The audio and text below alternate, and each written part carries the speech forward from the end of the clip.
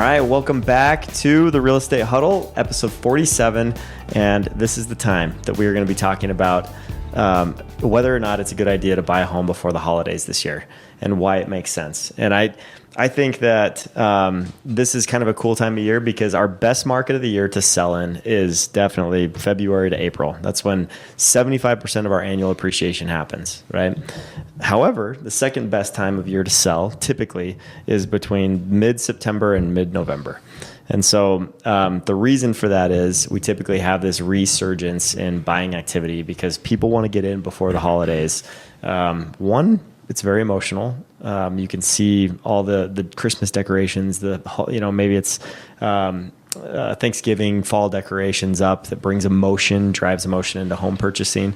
And some of the best weather we have all year that's really comfortable to be in if you like the 70s, if you're into that sort of thing.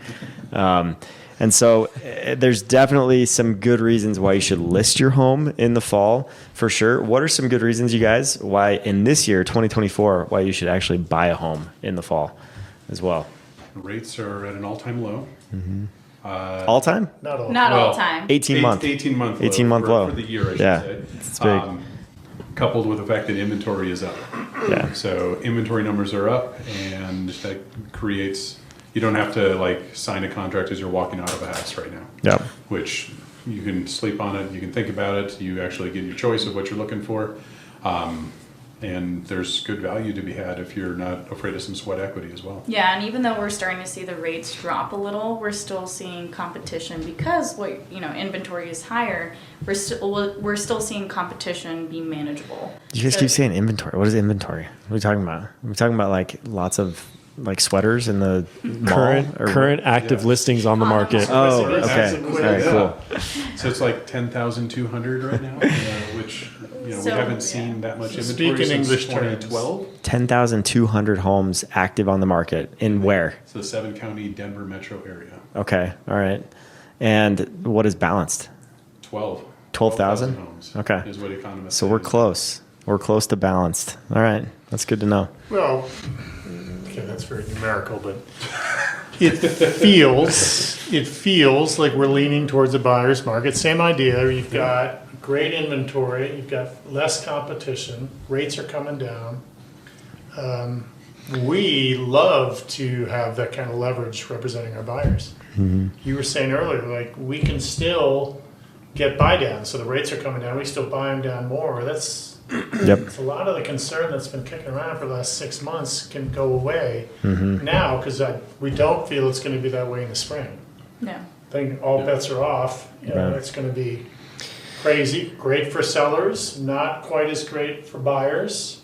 So for buying, I want to get a lot of people moving. I also feel like whenever we say competition is low for buyers right now, that it kind of scares away sellers. And it's not the case whenever you are prepping your home correctly and doing the updates that are needed to make your home create that demand. So it's a case-by-case basis. If you're pricing it a little too high and you're not putting any work into it, good luck. You're not going to have the best experience. But like I said, if you're doing the things that you need to in updating your home to spice it up for the market, you're still going to see multiple offers. You're still going to see people fight for it. You shouldn't just expect, I'm going to have one offer with a ton of concessions and I'm going to have to give on all the inspection items. That's not the case. Mm-hmm. And sorry, were you keep going? No. I don't want to cut you off. That was a little saucy. But now What do you want to say? I was gonna jump on and say I think you're exactly right. With what's projected to happen, we're gonna have a little bit more competition. I think we have been not in a true buyer's market, but buyer's market nonetheless. With what we've seen in the past to what we have now, with high rates, high inventory, sellers are on the market for a lot longer, and they're taking just about anything that they can get because there is no competition. Mm-hmm. So I think it's safe to say we're in a buyer's market. So if you've had any thoughts of even buying at all, yesterday was the time to do it because now we've dropped a 1.5% over how many weeks? 18 months. Or excuse me, months? Yeah, 18 months, right? Yep. So that's a big drop. And from what we're hearing, and hopefully they go through with it, which is a 50-50 shot right now. I firmly believe that the Fed will do this, but they're planning to cut rates this month. So that means buyer's market maybe right now, sure, but it's not going to be that way potentially for too long. So getting in earlier is better. Let's speak to like that buyer that's on that fence right now, that's sitting there. Oh, interest rates were too high, so they just kind of dismissed it for a while. Right now, at this time, you've got interest rates at an all-time or 18-month low. Definitely all-time. Sounds better. It's better marketing. So interest rates at an 18-month low. You've got inventory at a high since 2012. So you've got a 12-year high for inventory. So you've got way more options to pick from. Yep. You can still get a rate buy down because a home that's been on the market for 60 days. You know, you got a rate buy down. So, especially if they have no other offers. Yeah. So you're going to see concessions from sellers to try who are motivated to move. Now that means your interest rate could be down in the 3s, which hasn't happened in a while. Coupled with the fact that clarify that real quick. That's assuming we do a 2-1 buy down. That first year they'll be in the 3s. Correct. First month. Yeah. For the first year. So you can get a 2-1 buy down, so where rates are in the mid to high 5s in some of the great deals right now. You could be the mid to high 3s for the first year, mid to high 4s for the second year, and then at that time, if rates continue to drop as they're predicted to do, you can either refinance, and if you work with a lender right now, you can do a no-cost refi, and you don't change the term of your loan, so you have very little commitment to your actual interest rate. Yeah. And I actually just had a lender send a breakdown of what a $600,000 home would cost, the monthly payment for that without a 2-1 buy down at the current rate, and then they added the potential of a 2-1 buy down, and it saved them $1,000 a month on payment For that first year. for that first year. Yeah. So it's why wouldn't you try and Exactly. get that? And then coupled with the fact that the interest on a loan is heaviest at the beginning, that's when your principal balance is the highest. So you're getting your lowest interest rate at the highest, or your highest principal balance. So you're going to be saving a lot more money. So even a concession on price is not going to make up the difference of what you're going to pay in interest if you get that rate buy down. So, but I've been in the market where you've got competitive offers and you're going 40, 50, 60, and I've seen $160,000 to $200,000 over asking price to get the offer. Yes, your interest rate was 3%, but you're overpaying and you're paying really high amounts for these homes. Now, what they're actually listing for is more realistic of what you're going to do, and you're not competing against other people. Share the stat you were talking about earlier. Yeah, so 82% of people that bought during the pandemic are not happy with their home experience, their home buying That experience. is a crazy number. People, Sad, so but it was a shotgun decision. Yeah, because it's a very expensive choice to purchase a home, and they're doing it on a whim because they feel pressure because you go to a showing and there's 12 other groups there. Yeah, you kind of feel compelled to jump on it and move. Yep.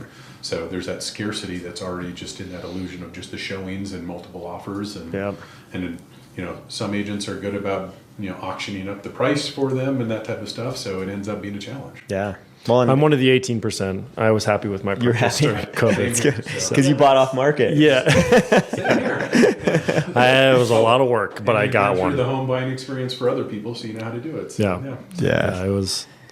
Are you happy with your purchase, Kim? Because you bought during I COVID bought too, it right? right before things got crazy. Yeah, I did too, technically. Yeah. But And there was a great listing agent on the other side of it. That's all I got to say.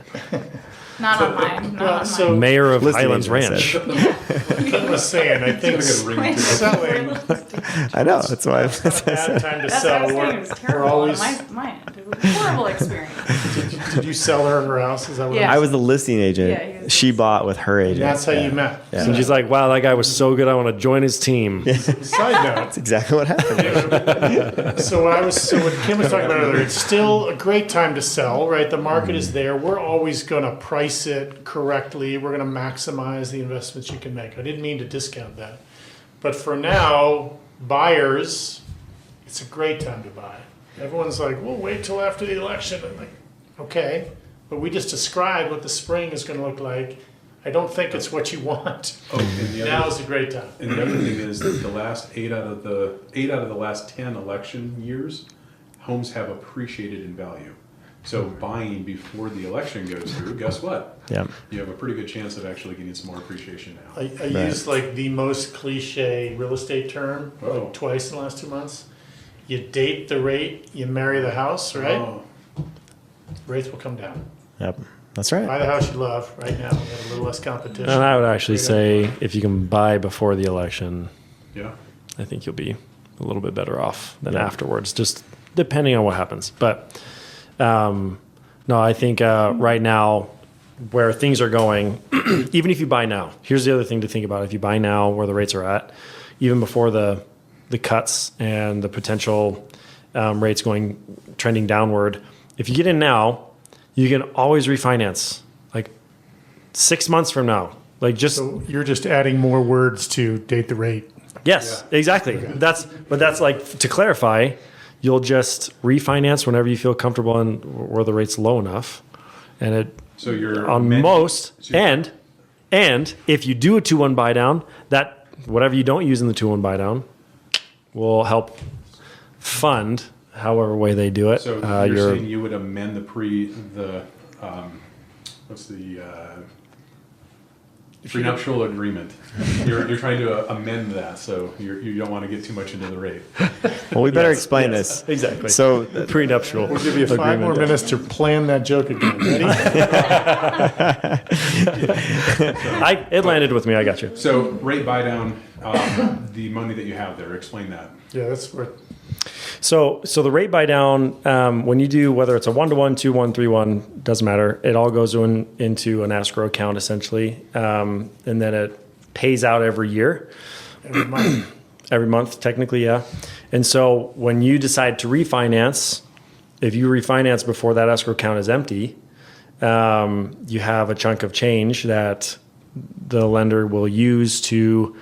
There's a couple ways I've heard them explain how, because I don't know the in-depth details of how it's used, but I know it's used to fund part of your refi so that it's not as much, because you do have to pay closing costs on a refinance. So that will help either pay for the closing costs, it can buy your rate down or whatever they decide to use that escrow or whatever's left in that escrow account for. They'll use the remainder of it for that refi. So hopefully that made sense. Yep. Yeah, and I think kind of what Chad's alluding to as far as, hey, there's going to be a lot of competition in the springtime is the population size of buyers is still very large. Like we have a very strong population size and demand is high, right? And supply can't quite get going fast enough because builders aren't building homes fast enough because of regulation, because of a number of reasons, staffing, subcontractors, all kinds of things. And so when you look at supply and demand, that dictates most of the market, right? We have, and I've been doing this for 18 years, since 2007. This will be my 18th year coming up in the business. And I've seen inventory go crazy high during the recession, 24,000 homes.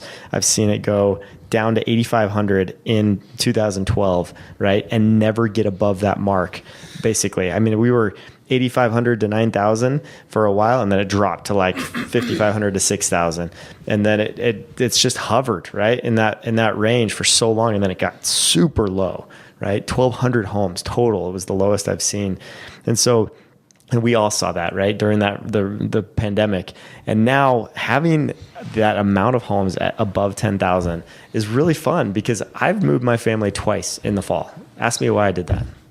Why did you do that? I did that because we found the right house, right? Like the right house comes on. I almost feel like more bad locations come on like during the summer, and the good locations, for some reason, they like wait till the fall. And then you find that right house and you're like, let's go, let's do this. And the emotion really drives the purchase. So when we talk about that 82% that did not like their purchase, you can find your house now. yeah, you have, And from when you did buy, your house is definitely appreciated, Yep. unless you've done something terribly wrong. But And if they have PTSD from the experience in general, just know it's going to be a completely different experience. 180 degree Now. but turn not if we from wait what till- they experienced last time. Well, so whoa, before we go on. So I just did some math here, guys, with chicken fingers. And there were 10,200 homes divided by 1,200 homes, which was the lowest that we've seen during the pandemic. There's 8.5 times the number of homes in the market today than there was in 2022 spring. So we're only two and a half years removed from that. Yeah. But that is a massive difference. Yeah. 8.5 times the opportunity We to don't find know a how many, house. anyway, it's probably still very powerful, but you don't know what the number of buyers were in each of those times. I don't, but I would assume that the number of desired buyers is similar, right? It's the affordability that's taking some people out of it right now. Yeah. So as rates drop, we're going to see more and more people entering into the market again. And So, and maybe you don't have an answer to this question, but aside from rates and home values, what's it going to take for this huge buyer pool that we have that's really not super active right now? What's it going to take for them all to just flood the market? Listen to episode 47. Let's get it out That is- soon. everybody The needs to go perfect listen to it. answer. Doesn't get better than that. And if you compare and contrast buying now versus buying in the spring, what are you going to see for buyers? You're going to see homes appreciated. You're going to see Say it another way, because I was about to make this point. We're not depreciated, but we did not see our 75% lift the first half of the year because rates were so high. Yep. So we're going to see potentially even more accelerated. From pent-up demand. Yep. Yeah. So the annual appreciation, the curve is going to be a little bit further towards the fall time. But come through spring, you're going to see more buyers, especially if rates drop even more. So you're going to see more competitive offer situations. You're not going to see rate buy down concessions from sellers. Yep. So what you're going to pay and even a potentially higher interest rate now is going to be more what you're going to pay even more out of the pocket for purchase price come the spring. Yeah. Average price in our market is about $725,000 for a single family home. And if you're not getting a 2-1 buy down, that's about an $800 to $900 more higher payment than getting the 2-1 buy down, getting 2% lower on that first year. So that's a big difference, right? Going from $4,000 a month to $3,200 or $3,100 a month. Sold. I'm going to go buy Man, if a you were house. if you were to tell me 10 years Me too. ago that Let's the leave. average price in Denver would be $725 or around there, I would have called you absolutely nuts. Yeah. That's insane to me. Good thing you own a home. Yeah, Yeah, thank heavens I own a home. that's the thing. Is Pink home. affordability So I don't mean is- that to That's be a pink negative, home. but Yeah, it's a lovely home. Strawberry shortcake. Yeah. Affordability is a Salmon challenge pink. for a lot of folks, but Yeah, I don't the wanna- thing is once you're on the roller coaster of owning a home, you're riding it with everybody else. So just getting into the market and whatever level that is for you, whether it's a condo, townhome, single family home, it gets you there. So Yeah. you're on the roller coaster and you're riding it. Even in this economy, By the way, condos and townhomes are on sale. 6% off. they are. 6% off from last year. So, you could go backwards 12 months, right? And interest rates were in the 7.5 range, which was awful. And right now, interest rates are at the 6.2 range national average. We have several lenders quoting rates in the high fives right now for a 30-year fixed loan, right? And so, just a huge difference, right? And it's bringing a ton of buyers into the market right now. But everyone's hesitant because of the election, and we get it. Like, we understand it's a highly emotional, highly divisive election time this year. But to Chad's point earlier, if you're waiting, like whether it goes one way or another, you may be waiting for a storm, right? And that storm could come in a lot of demand buying after the election's over. And it always picks up in February. February is the time where it really takes off. So we've got a few months right now of sweet spot in the market where I think you can get a great deal with homes that haven't appreciated a whole lot or have depreciated with condos and townhomes. Single family homes are up 1.62% in a year.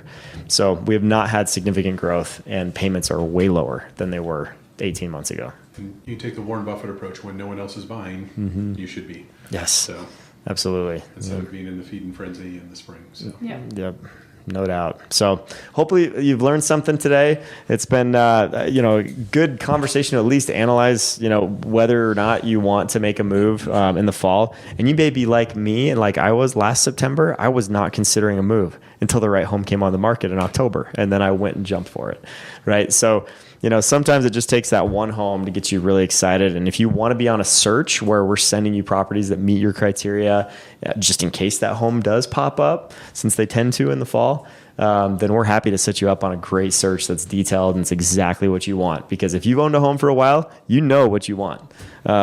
You're sitting on something that is the right thing has to pop up. And if it does, we don't want you to miss out on it. So give us a call and we'll be happy to set that search up for you. Thanks for listening. We'll see you next time.